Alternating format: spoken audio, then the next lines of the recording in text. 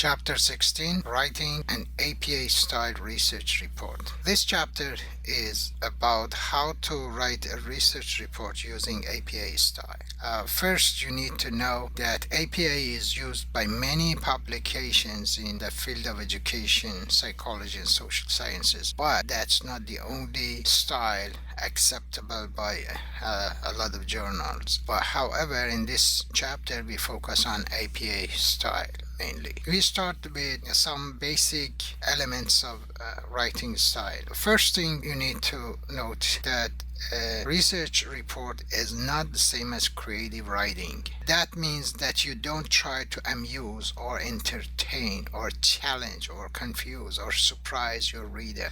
That means that you have to use an impersonal style and be objective and avoid using any alliteration or rhyming words or anything to amuse or entertain your reader.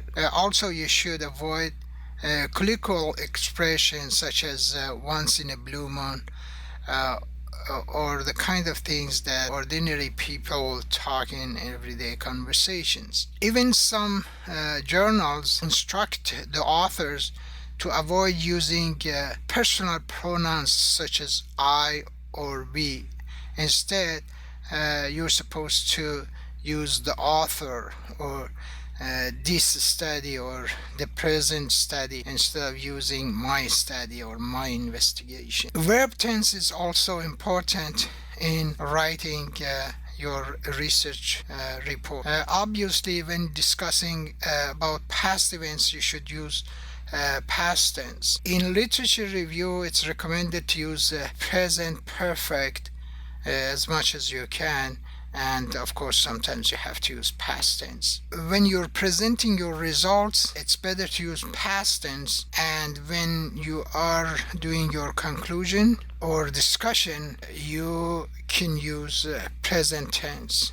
When you are describing a specific group of people, you got to be as specific as possible. For example, instead of Asian American or Hispanic American, you may use Korean American or Mexican American to be more specific. Also, you have to avoid biased language. For example, instead of using schizophrenics or the elderly, you gotta use people diagnosed with schizophrenia or older adults. And an important element in APA research report is the citations. When you are referring to authors inside your text, you use their last name.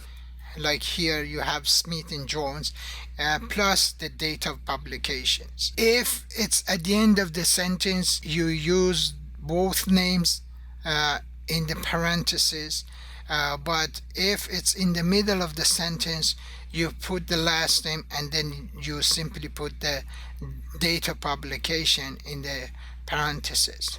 And if you have more than two authors, this is how you write it. Citations 6 or more authors is a little different. Instead of listing all the names, you just write the last name of the first author and you continue with et al. And then the date of publication. If you have multiple citations for the same statement or the same sentence, you separate it by a semicolon. This table shows how to do your citation depending on how many authors you have and also where the citation appears in the text. Now we go to the literature review. The literature review has some formal and some informal rules and regulations according to the APA. First of all, you have to find articles that are closely related to your research. So instead of looking for so many unrelated studies, you focus on a few closely related studies. Quotations are okay, however, you have to use quotations sparingly, means not very often. So as a general rule, it's better to use to paraphrase rather than using direct quotes. If your direct quote is fewer than 40 words, you put them in quotation mark, and then at the end you put the page number. However, if your quotation is more than 40, you don't put it in a quotation, and you actually put them in a separate paragraph, as you see in this picture, and you indent it like about half an inch, and you put the page number at the end of the paragraph. The language that you use in your report is important. For example, depending on if your research is empirical, use different language. Now I want to show you some samples of APA style research report. First, we start with title page.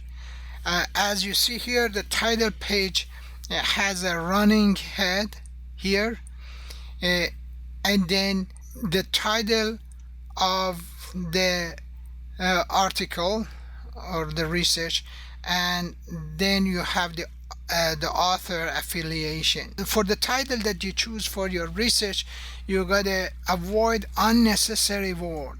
For example, when you say a study of women in higher education, the part A study of is actually unnecessary. So if you simply say women in higher education, it's the same as the study of women in higher education. Second thing is, the first word you use in your topic is very important and should represent the nature of your research. Another thing is that you avoid cute or catchy titles, because like I said, a research report is not a creative writing. After the title page, you have the abstract. The abstract typically includes 5 things: the statement of the problem, the participants, the methodology used, the results, and the conclusion. Of course, depending on what journal you publish,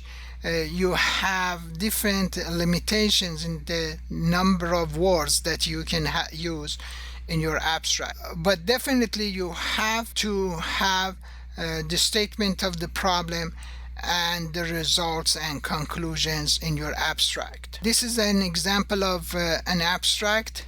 As you see here, you just type the abstract, and here there is no indent for the first line, unlike the other parts of your research.